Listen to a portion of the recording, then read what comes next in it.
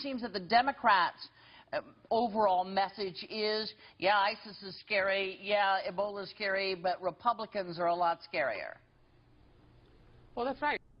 Well, that's right. I got to tell you, 2 weeks in a row, I give credit to our guest, Reince Priebus, chairman of the RNC. He was on with Debbie Wasserman Schultz going at it. It's not easy, I would imagine, Reince, to sit there and be talked over and talked down to, and et cetera, and laughed at. But nonetheless, you did great. And I was very, very proud to watch you yesterday on CNN.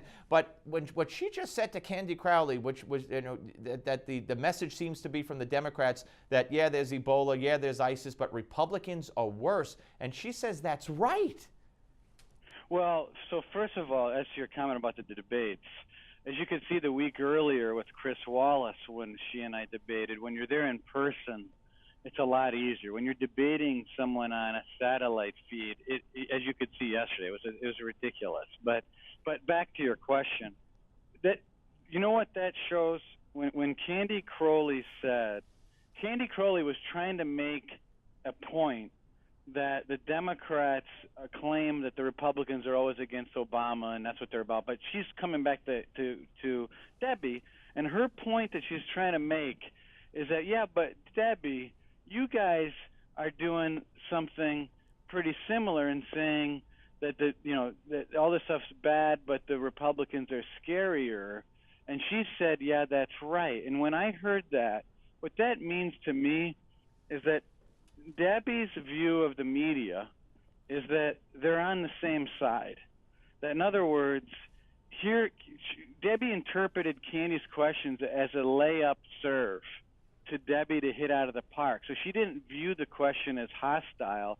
She assumed that Candy was on her side and the media was on her side, and it was immediately going to be 2-on-1, Candy and Debbie versus Reince. And that's very common. And so it's a pretty interesting point. Now, I know your issue is, Debbie just flat out agreeing that they're not talking about any substance. They're actually just throwing whatever crud they can at the wall and seeing what sticks. But I think there's another point there that you can find in the fact that she agreed. No, that's with interesting. So That's interesting. Well, how do you feel you were treated and and are treated when you go on the more liberal networks? One could argue certainly MSNBC. I don't know how often you go there, but even CNN. How are you treated by the mainstream quote unquote media? You know what? It just depends on the day. You eventually there are certain shows on certain networks that going in, it is going to be a fight from the very beginning, and you just have to go in and do it. And I'm fine with it. I like it. I like fighting with people. That's sort of something that I have to know how to do and be at least decent at it. I think that for the most part on Sunday mornings, it isn't all that bad. But I would just say doing what happened yesterday was clearly just impossible to manage, given one person on a satellite and one live. It was. I would honestly say I was just. It's difficult with the delay. Yeah. What were you? What did you say? You honestly say what? I didn't hear that. I thought it was just crazy. So I think for the most part things are fine, and I don't care if there's a little bit of disadvantage. At least for me going in, because I'd rather defend and go on offense and argue than just have an easy cakewalk and sit there. Right. No, I don't blame you. Now you've launched digital ads in 8 key states for the Senate races, correct? Yeah, we did, and it's really taken it to the Democrats. They're talking about the president having everybody's back, like Debbie Wasserman Schultz constantly says. Well, you go look at what's happening.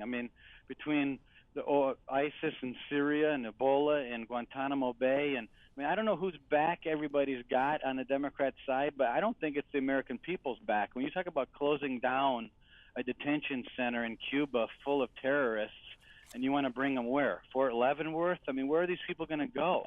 And why would we want to bring them here? I don't understand the human necessity to treat terrorists as a federal prisoner. I just don't understand that mentality. And I don't think most Americans agree with it either. Joni Ernst doing real well in Iowa, especially with women. Could this be a trendsetter, if not a bellwether, or both?